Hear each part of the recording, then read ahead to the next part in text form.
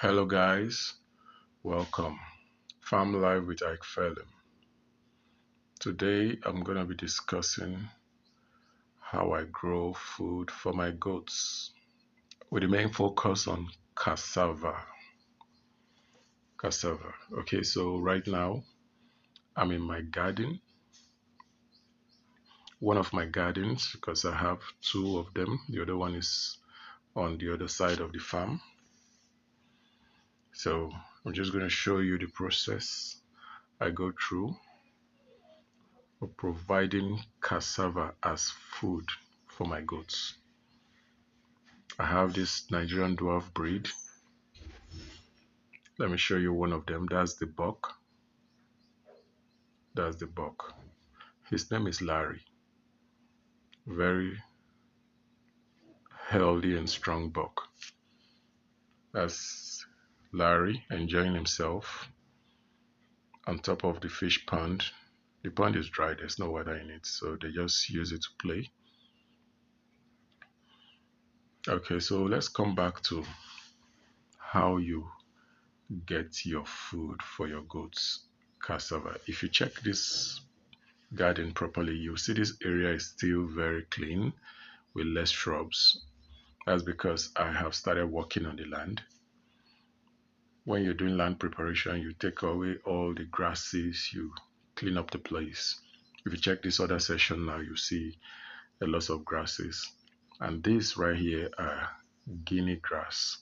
So it's deliberate. I let them grow there because they are good food for goats and also rabbits, which I will be including to my collection in few weeks. Like in a couple of weeks, I'll be having rabbits in my premises because I want to also breed rabbits.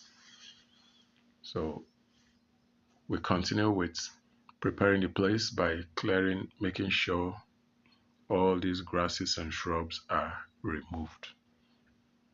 Land preparation before you cultivate your crops are very important, especially if you're cultivating a crops like cultivating crops like cassava. So look at this area, you're going to see that the grasses and the bushes are much. I'm yet to get to that point.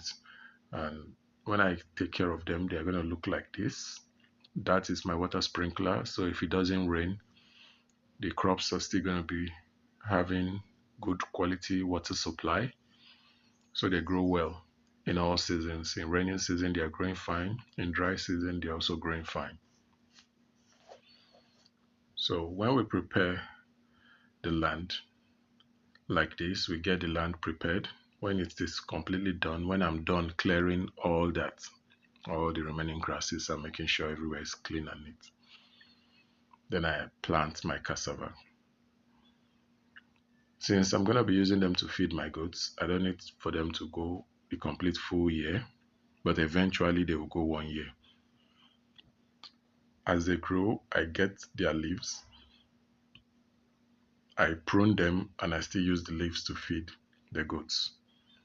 And when it is 1 year, after 1 year, when the cassava roots are mature for harvest, I get them harvested and process them for food for my goats. Recently, we had some harvest, so I'm going to take you quickly to show you the process, how we get the cassavas ready for feeding the goats.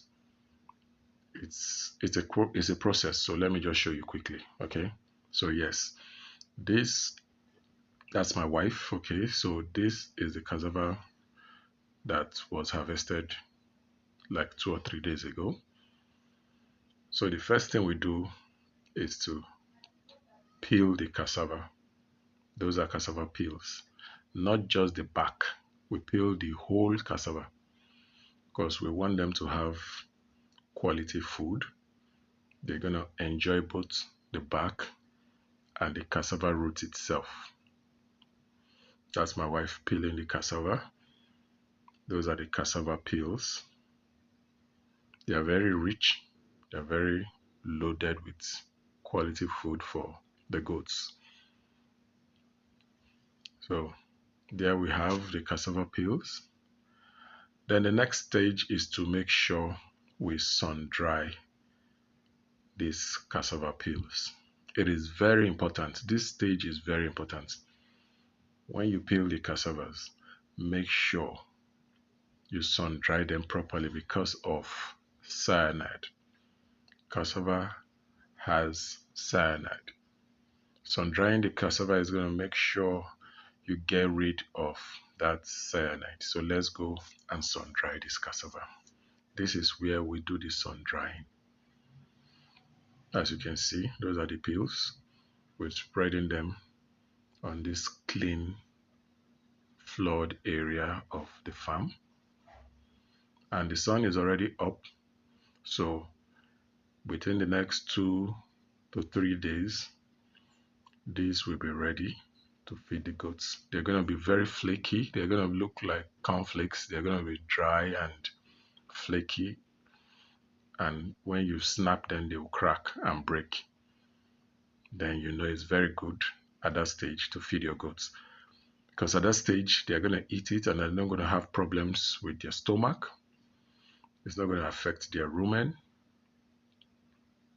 They're just going to enjoy it and get maximum benefits from the food. And one other thing I discovered is that this food fills them up very well. Yeah, but I don't give it to them only. I also mix it with dry beans, the dry beans and the bean chaff. I also have moringa and other food that I grow in my premises, which I add to this to make it a balanced. See, right here you can see that even the cassava leaves also, I dry them. And yes, these ones are already dry. These peels I started sun drying yesterday. You see they're almost ready. They're already getting flaky. By the end of today, they are going to be very ready. And those are the cassava peel backs. So we're just going to mix all this together. What I do is that I add papaya, I add banana leaves, I add moringa with the beans and dry chaff and give it to them. And they love it. They come out so healthy. You see the goats, they are robust, they are fat, they are very energetic, they run healthy all through. So this is a cross section of all what's the drying area and all what is being dried as at the time of doing this video. I say that's the area here. These are the ones we just added, the fresh peels. We're still peeling a lot of cassavas, which we are going to add the cassava root itself. So this is how we sun dry. Sun drying is very important. It takes care of cyanide. Now let me show you some other things I add, like I discussed earlier. This is moringa. I have like 6-7 moringa trees. This is one of them, and here we have another one. So I normally add moringa to the meal package. Also, we have plantain leaves and guinea grass. That's greeny grass, and this is plantain. So we add greeny grass, we add plantain to their feeding. We also have papaya. We add papaya. Then my goats, I don't give them antibiotics. From the time the does put to bed and we have kids till they grow to maturity, we don't give them antibiotics because they move freely.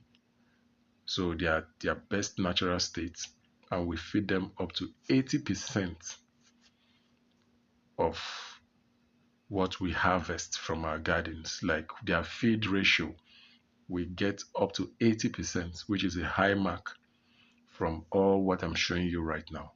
From the moringa, the cassava, the papaya, the plantain, the guinea grass, all from our garden. This is very important if you're going into goat farming. So you get prepared to produce most of the food if you want healthy, strong goats. It is very important. Then these are natural antibiotics I also give to them. I have this what I call this scent leaf. It has natural antibiotic properties. So once in a while I add it to their feeding. Let me show you the scent leaf. So you see it quickly. That's bitter leaf. I add bitter leaf also because it has natural antibiotic properties. I add it once in a while into their feeding. And this is the scent leaf. I add it into their feeding. It's natural antibiotics, no chemicals, no side effects. So here's another scent leaf. Then I also add what we call neem or dogoyaro. Here it is. It helps deworm them, kills parasites naturally. So the goats are very healthy. They produce healthy babies and healthy milk. If you're interested in goat milk, we have 100% healthy goat milk. So these processes we go through, making sure our goats are properly fed with the right things, the right food, natural food with good nutrients. So you have great and wonderful, happy animals. This is just a quick rundown of how we cultivate and feed our goats. If you find this information useful, please like, share, subscribe, leave a comment. Also, have a nice day. Ike Felham here. Thank you.